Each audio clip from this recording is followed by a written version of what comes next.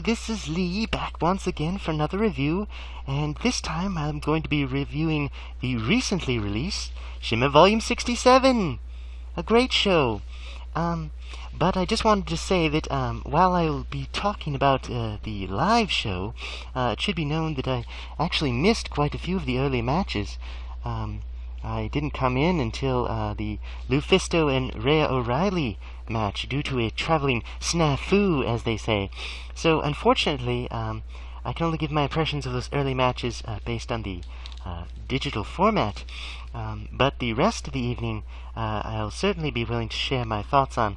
Now, Volume 68, which follows this on that Saturday, has not actually been released yet on the home format. So, I could review the live show, but I am kind of inclined to wait until the digital versatile disc is released, but we'll see how my schedule goes.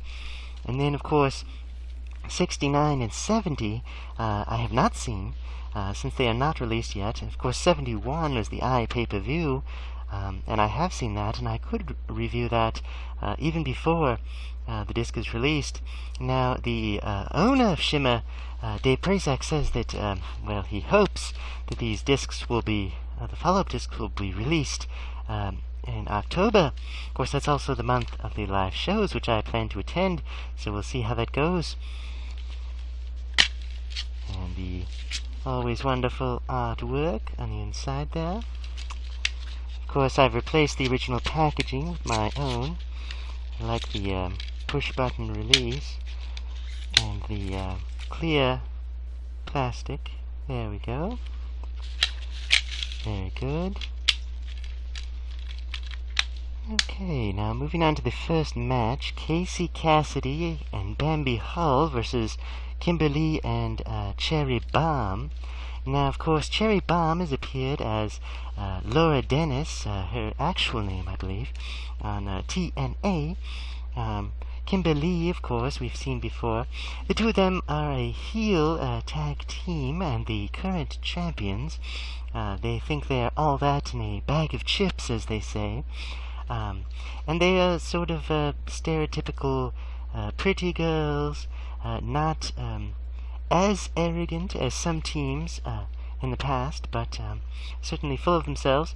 Cherry Bomb makes screechy noises, trying to be annoying when, of course, it is perceived that the other team is taking advantage, but of course, when the referee's back is turned, they will cheat in very stereotypical fashion.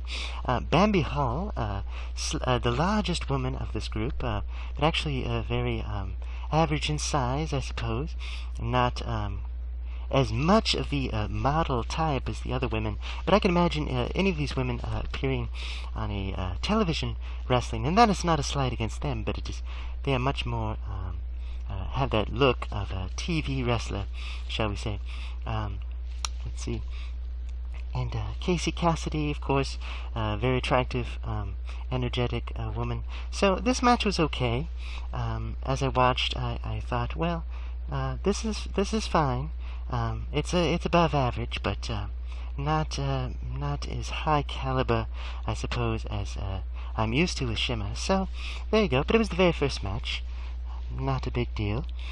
Next we have Heidi Lovelace versus Nicole Savoy. Now, of course, Nicole Savoy I saw for the first time on the Shimmer Volume 71, which, of course, comes later than this, but it was the pay-per-view, so it was available before. Now, what kind of sense does that make? Yes, it does make sense, because in my case, I was there, but I didn't actually see the show.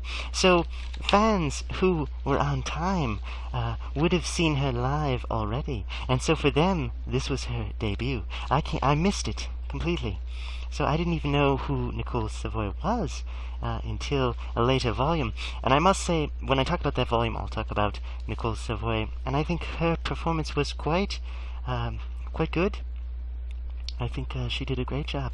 I think some of these early matches, though, felt a little rough around the edges.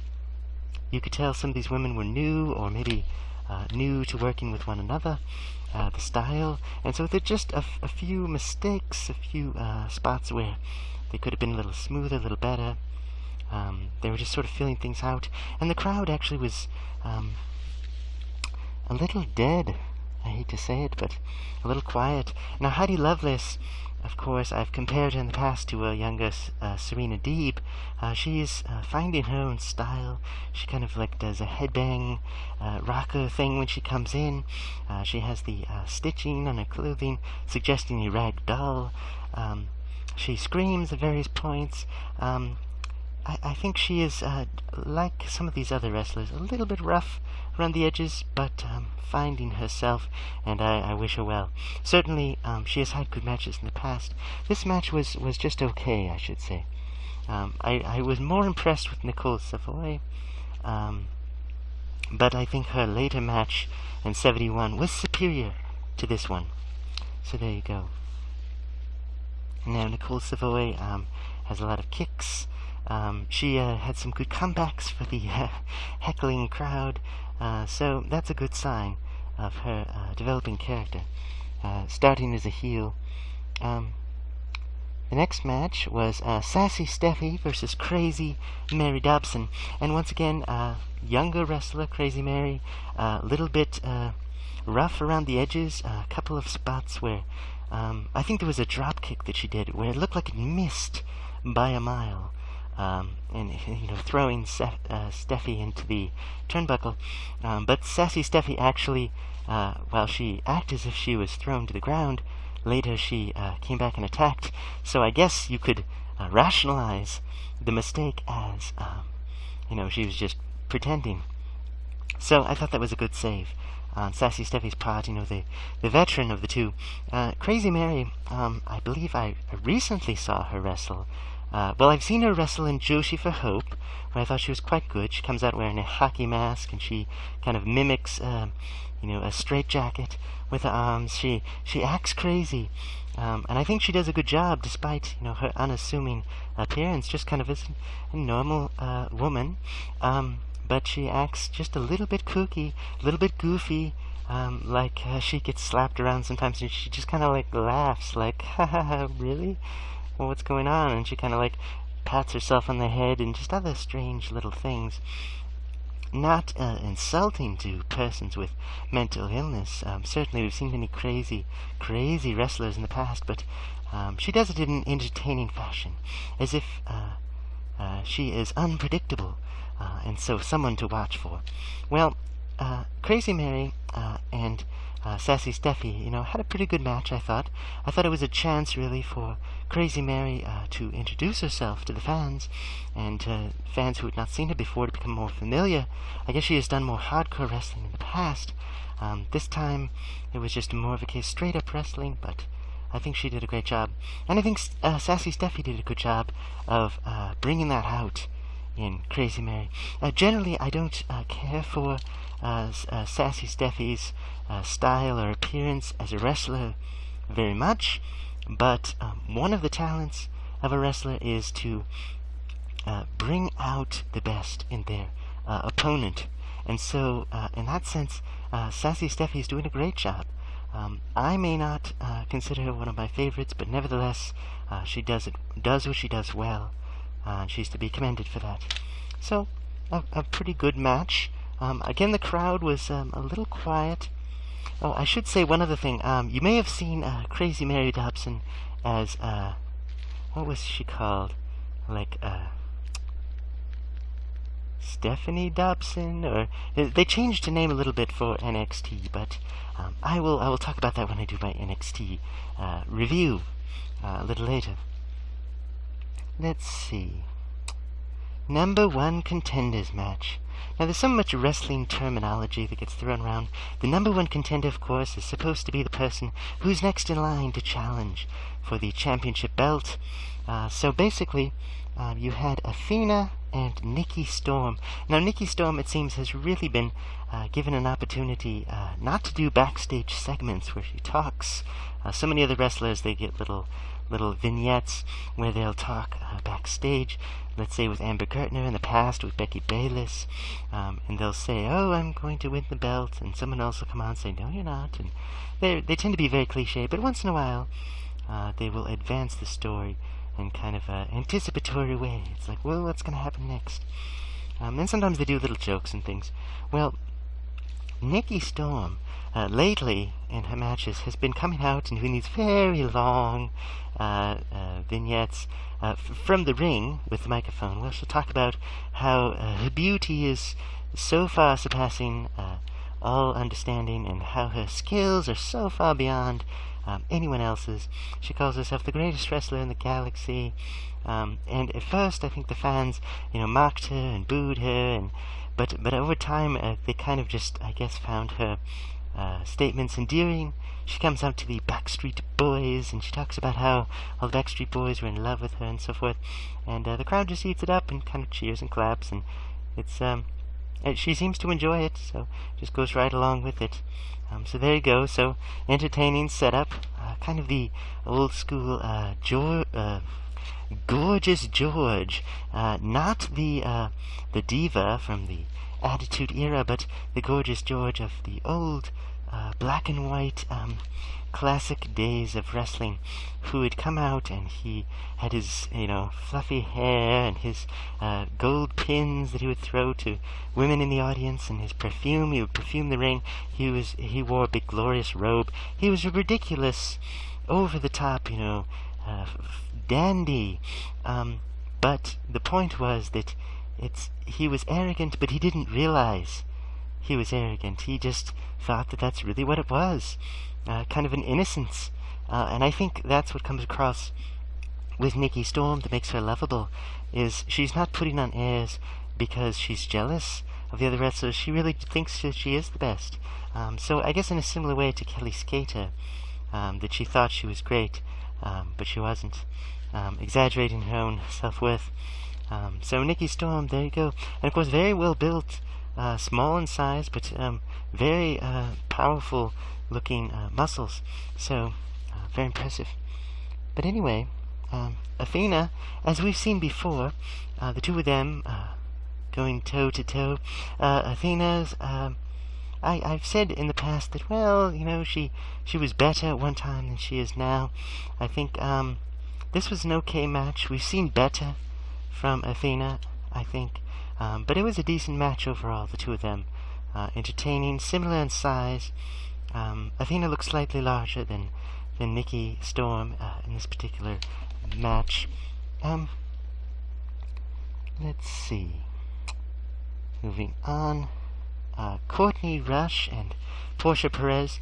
Now with this, the new Courtney Rush gimmick, much more of a sulking, silent, for the most part heel, just not as much to my liking as the Courtney Rush of before, where she was much more energetic. Not necessarily the dancing, joking Courtney Rush, but such a dramatic change from 10 to 1 as far as enthusiasm. If we had always seen her this way, that would have been fine, but such a drastic change. And I suppose we're supposed to believe that she looked up to Sara Del Rey, and they had that tag team for a while, and when Sara Del Rey abandoned her, I guess she just sort of drew inward within herself and became kind of this jaded, sulking person. But I think this Courtney Rush is much less interesting than any of the Courtney Rushes that we've seen before, and so I'm not really sure what to think of it. She wrestles fine, but with a little less energy, a little less enthusiasm, a little less variety than before. And it may be that this has to do with injury, but we don't know. I don't know anyway. Portia Perez comes across a little less evil this time, certainly devious. She had, in the previous clip from volume 66, which actually I haven't seen yet, this is missing from my collection. I'll be acquiring it hopefully this year and watching it, and then I can go back and make comments. But Portia Perez attempted to interfere in a match, and it backfired, and she got Jessica Havoc after her. But anyway, a rare moment, I suppose, of sympathy for Portia Perez, but it's sort of like, she brought it on herself, really. her usual cheating and deviousness leads to her own suffering. And when she gets into fights with other wrestlers, such as Courtney Rush, it's hard to decide who to side with. What's going to happen? I didn't particularly care for this match. I think Portia Perez actually was not as entertaining as she usually is. A little less over the top, a little more quieted down, a little more subdued. So I'm not sure quite what was going on. I suppose it would help if I saw 66 and could review 68 to sort of see, well, what's changed recently. But I think it took a little while for 67 to get off the ground. I hate to say it, because I'm such a fan of Shimmer that I have such high expectations. And when these matches are kind of slow going and not quite as good, it disappoints me a little. And I hate to say that, but there you go. So it was an okay match, but I've seen better from both wrestlers, for sure. Then we had Jenny Rose debut versus Nevaeh. Now Nevaeh, of course, is a heel now, and I think she looks better, she wrestles better than she ever has before that I've seen within Shimmer, and that's quite a testament to her reinvention of herself. Now, Jenny Rose I had not seen before. She comes to the ring dressed in a sparkly dress. So kudos for trying something new. I think the only other wrestler I recall who actually wrestled in a dress was Raina Von Tash, perhaps, playing kind of a burlesque style dancer. Well, anyway, Jenny Rose, her sparkly dress, I have a theory, may not be correct, but it seems as if later on in the matches you see the wrestlers have sparkly glitter on their skin as they get, sweaty and so forth. And I thought perhaps it's because the sparkles were coming off of Jenny Rose's dress as she, fought around the ring. I don't have proof of that, but there's a lot of glitter everywhere. So there you go. But normally the Shimmer ring is just, black cloth, and you don't really see debris around. So Jenny Rose, I don't mean to get her confused with Mary Lee Rose, who's a different wrestler, but Jenny Rose versus Nevaeh. Now Nevaeh was so sweet because there were these young girls, and I believe the father, I'm not sure if they were both his daughters, but they were young girls, and they were on fire in their fandom for Nevaeh. They loved Nevaeh. They would scream, her name and chant and yell for her. They threw streamers for her. Even though Nevaeh is a heel, she's supposed to be hated. And I think there was one moment, not in this show, but in the next 68, she actually turned and she quickly blew a kiss to them. Just so quick, just to acknowledge that they appreciated her, even though she was the bad guy, even though she's supposed to be booed and everything. But it was funny and endearing at the same time that she had such devoted little fans. There you go. The life of a wrestler. She was gracious about it. And then Jenny Rose, pretty good wrestler, but I just hadn't seen much from her. Another new young wrestler. So Nevaeh was the veteran in this case, and like I said, Nevaeh has improved so much, in my opinion, that she's able to kind of allow this new wrestler to appear and to show what she can do. But I think overall it was an okay match. Nothing spectacular, and the crowd, other than those two little girls and their father, the crowd was very dead, very quiet for most of the match. You can actually hear on the digital versatile disc, of course, you can turn on the commentary track. It is your option. I usually like to listen to it silent first, to duplicate the experience, the live experience, which of course didn't have the commentary, and then later to kind of listen to the commentary and see. The commentary, I think, is best when there's a lull in the crowd, and they can sort of fill it in so it doesn't seem so kind of awkward, and have a place There was a lot of murmuring in the crowd, but you could actually hear, if you listen, Dave Prazak and I thought Portia Perez, but on the recording it's actually Allison Danger who are doing commentary live. And this is something very unusual because apart from the pay-per-views, most of the time the Shimmer commentary is done much later. Portia Perez and Dave Prazak will get together, I think, in Florida and do a recording. And so they talk about an announcer's table, but there is no such thing, actually, except in shows like this. So I'm not sure when they started trying to do the live recordings. Apparently, though, some of the shows, I think the first few shows they did, it didn't work. The sound quality was too bad, and so they had to re-record. And so many of their lines are the same, but some are different. Well, in this case, you can hear Dave Prazak talking in the background, just kind of muttering like that.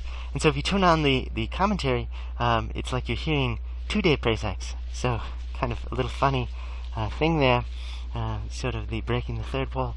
But there you go, or the fourth wall. I always forget which one it is, whichever. Anyway,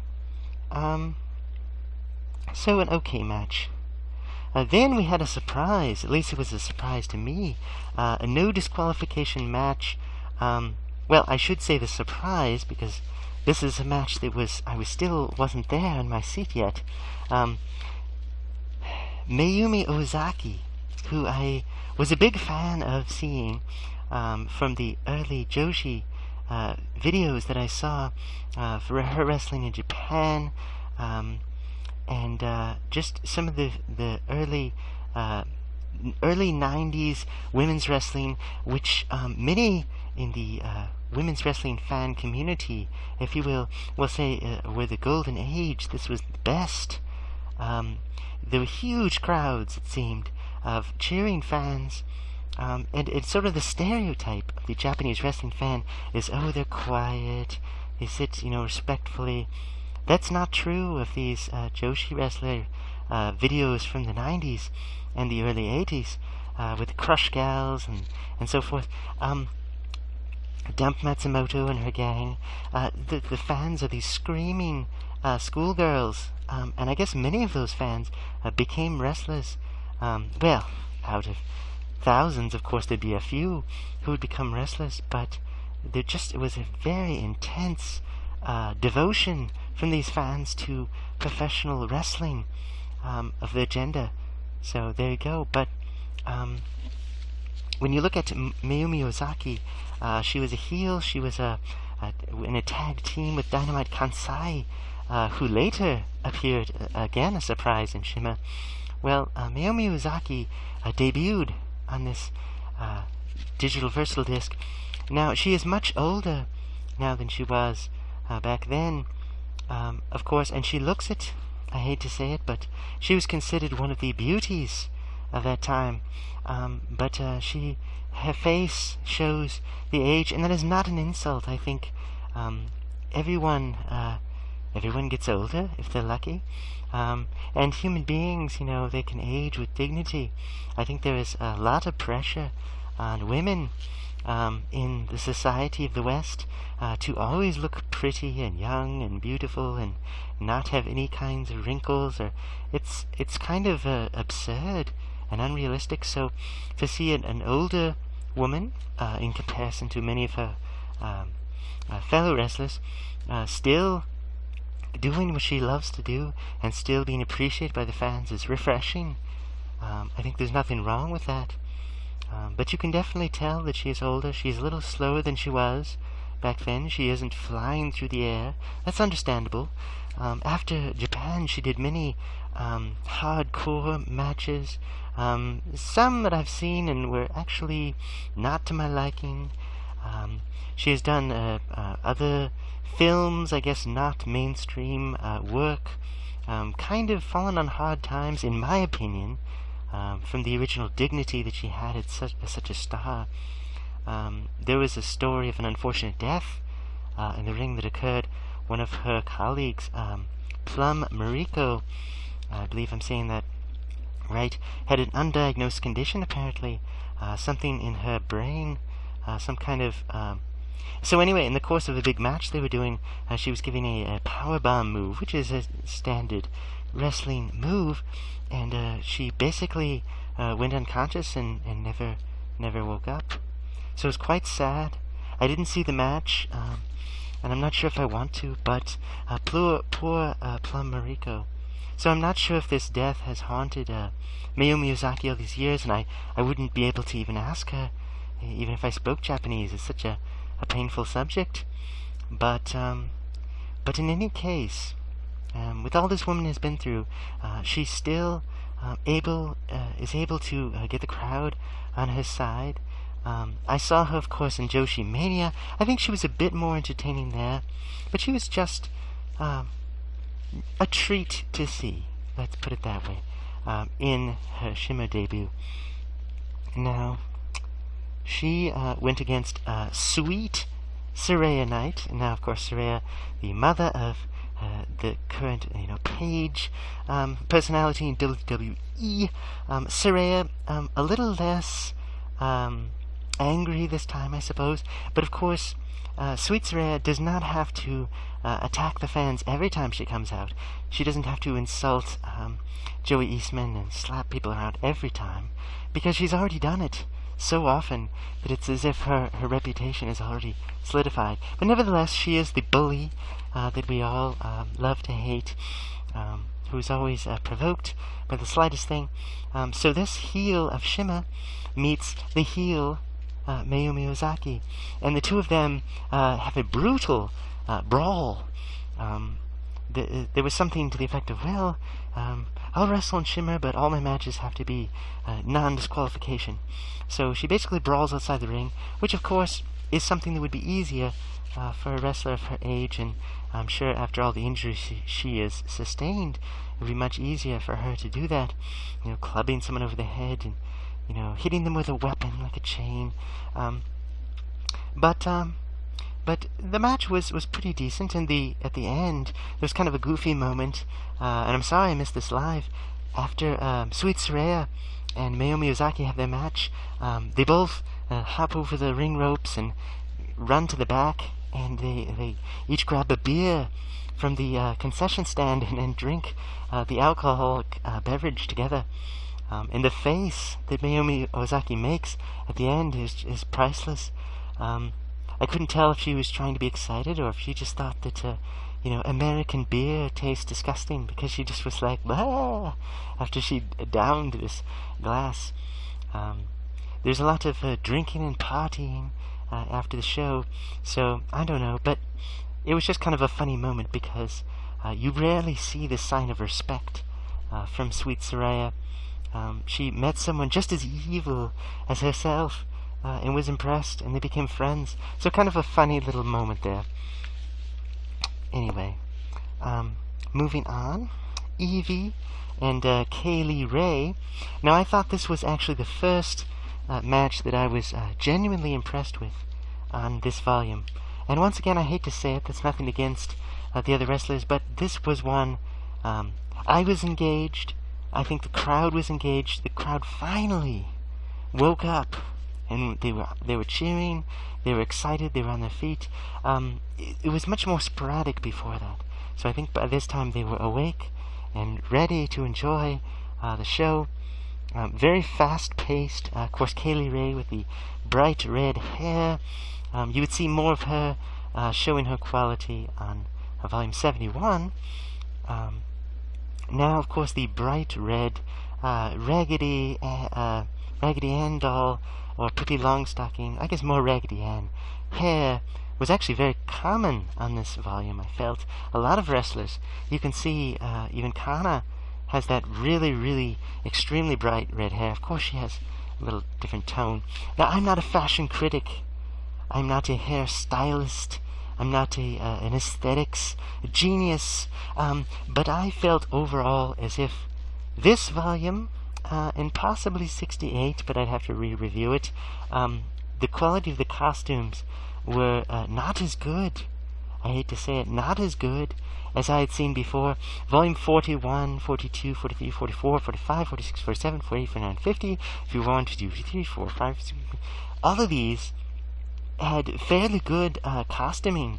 And I think if you look at the very early volumes of Shimmer, the first, 15 or so, they're hit and miss. There are some costumes that I thought were a little embarrassing, a little unflattering to some of the wrestlers, kind of look cheaply made. And I understand that they don't have the huge budget of a WWE or even TNA to have, amazing costumes all the time. But I really felt as if Shimmer had gotten, good costumes that make the characters look colorful, that are not too revealing. You'll notice the cameramen don't linger over the body parts of the wrestlers as they do, unfortunately, sometimes on television. It is much more focused on the athletic prowess and the storytelling, rather than, you're looking at, women, and so we're just going to treat them as eye candy. No. I felt as if the costumes were just a very big part of, I think, increasing the credibility, the excitement, pageantry of the whole proceeding. But for some reason, this volume just not as good. That's not to say every wrestler. I mean, certainly Kaylee Ray, her outfit is very little changed since her other performances. But just some of the wrestlers, even ones who had great costumes in the past, just kind of have average or mediocre, even silly-looking costumes now. Courtney Rush, I think, her kind of jumpsuit just doesn't look as good as some of the outfits she's had before. So I'm not sure who chose those costumes, but I felt like the new sort of look of Shimmer just overall kind of a disappointment. So there you go. There's my fashion statement about fashion for the... But anyway, back to the match. Kind of got derailed there. Evie, always good, and of course her outfit, great. She and Kaylee Ray had a great match. A lot of kicks, a lot of aerial stunts, their usual quality. And I think the fans, they were cheering, "This is awesome," which is a very cliched wrestling chant. Some fans chant that no matter what. But I really felt as if it was awesome. I agreed with the fans at that point that this was a great match. It's too bad they couldn't have started with that level of excitement. Sometimes it just takes a while to get a show going, I suppose. So, moving on, Lufisto versus Rhea O'Reilly. Now, this was actually the match that I walked in on. It was in the middle, or maybe the last third of the match, which I finally got to my seat, and I was so disappointed that I had missed so much good wrestling. So I thought. But really, I only missed one excellent match and several other, okay, average, decent matches by Shimmer standards. Now, compared to what's on television most of the time, these were all amazing matches. But Shimmer has set my standards so much higher that I just have to say, the difference in quality. Now, in the past, of course, I've talked about Lufisto. Her character as the super hardcore anime appears to be going away in favor of a new character. Something, the Ronin. She's more of this fighter from the East. Of course, even though she is, of course, French-Canadian, but nevertheless, she is much more serious, much more violent, brutal. I've seen clips of her from other shows, non-Shimmer shows, where she is just this out-of-control fighter, inflicting pain upon others. I think I saw a clip of her, they call it being busted wide open when someone starts to bleed. She caused Sassy Steffi's valet, Mademoiselle Rochelle, to start bleeding, and everyone was like, "Oh, what is this?" Lufisto going back to her hardcore roots. So, but nevertheless, her outfit was very disappointing.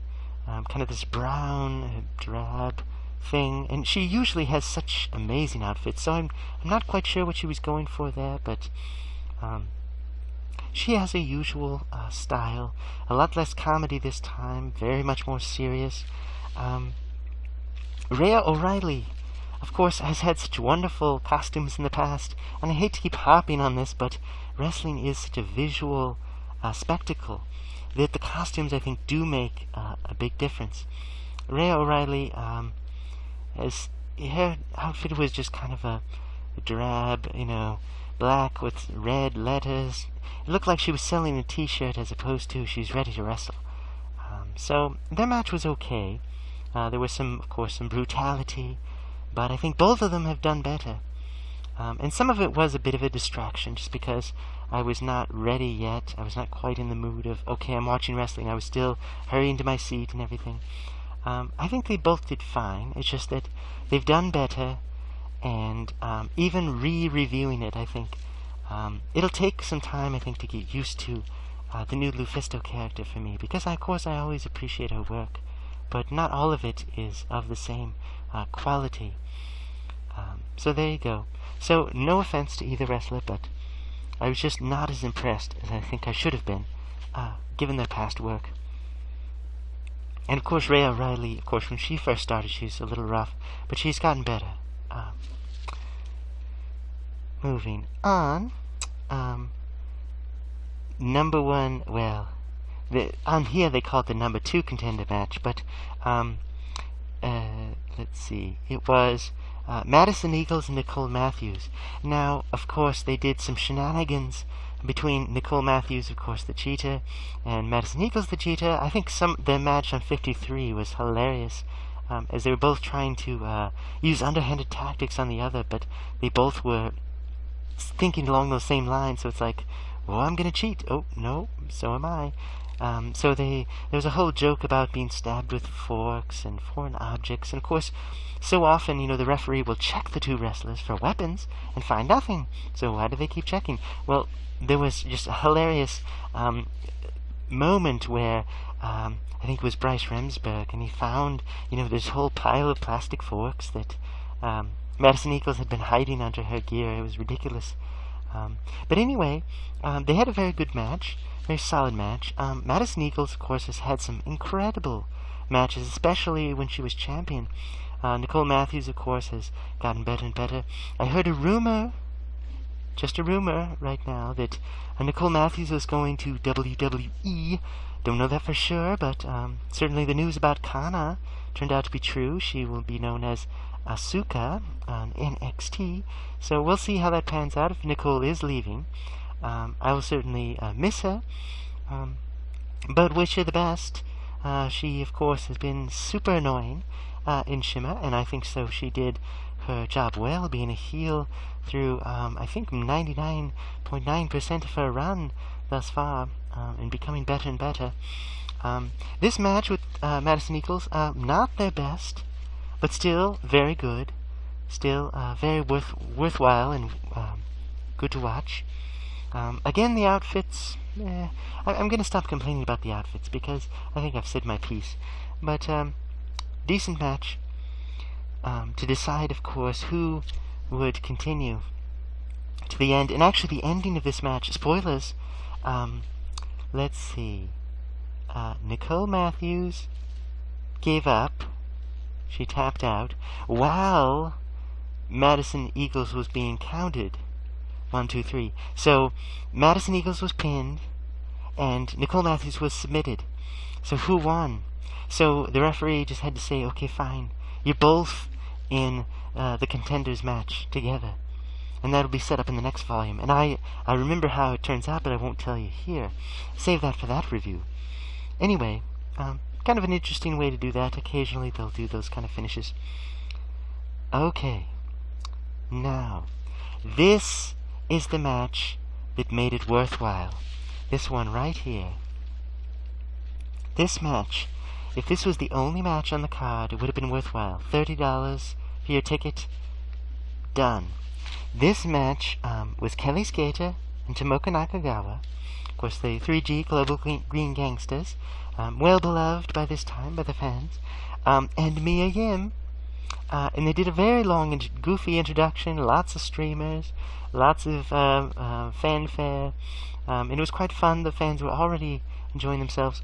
And the big surprise, Akino, Tsukasa Fujimoto, young wrestler, and Kaori Yoniyama, who I thought had retired, but apparently had not. These 3 new Joshi debuts all at once. As a trio, almost as if they thought, you know what, the fans are kind of getting restless. Let's bring in some really amazing wrestlers and have an amazing match. And it was perfect. It's too bad it hadn't come earlier in the evening. Of course, I would have missed it. I'm so glad that I was able to see it live. But Aquino, kind of a mohawked, serious woman in white, very butch, I suppose, in terms of her look. Very powerful kicks. Very seasoned wrestler. Tsukasa Fujimoto, kind of the one who took the most of the abuse in the match. She's the younger one. She and of course Tomoka on the other side. It's like each trio chooses one opponent to lay all of their attacks upon, trying to weaken that wrestler so that they can be pinned. And poor Tsukasa Fujimoto, of course, a very powerful wrestler, but nevertheless small, young, and she gets beaten on and thrown around, and it's a very tense match. There's so many moments. There's some comedy, there's some hard-hitting moves, there's some group moves, there's a moment where, all the wrestlers in the ring, and they all lock up with one another at the same time in one big bunch, and one team tries to suplex all the others at the same time, and then the other side kind of like reels back, and they reel back, and it's a tug of war until finally one side suplexes all three of the other team members all at the same time.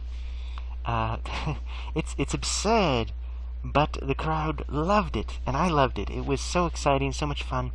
You didn't know what was going to happen. People were diving off of things. There were some funny things. Two wrestlers were grappling on the mat in a submission hold, and then one team member grabbed the other opponent and was doing a submission on them, and then the other team member, to help out the first one, grabbed that person, and so there's this chain. They're all linked together.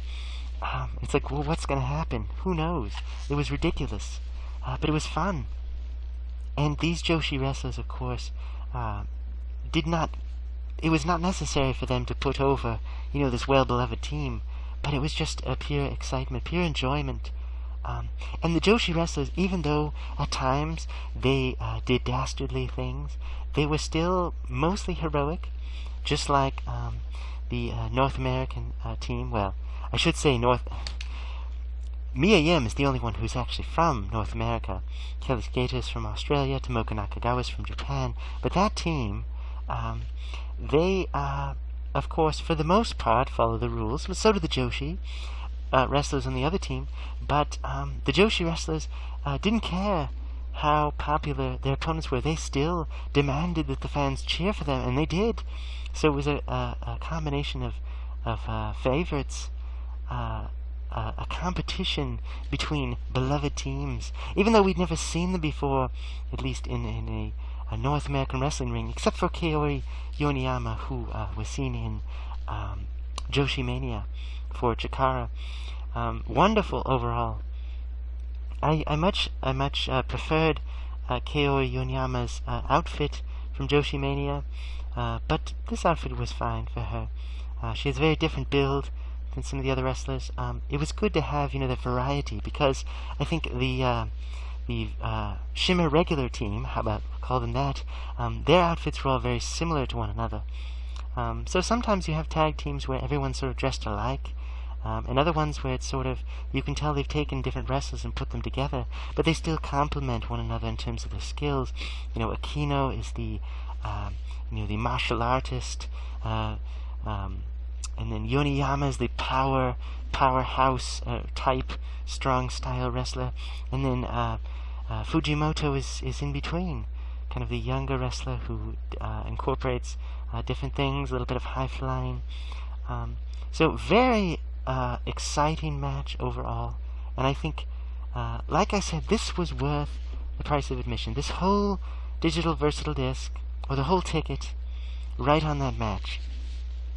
So by that we were just, I think everyone was ready for part two.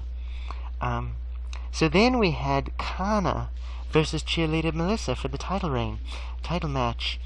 And with this, of course, Kana, we've seen different sides of her. We've seen the aggressive, angry, butt-kicking Kana, the martial artist, the kickboxer.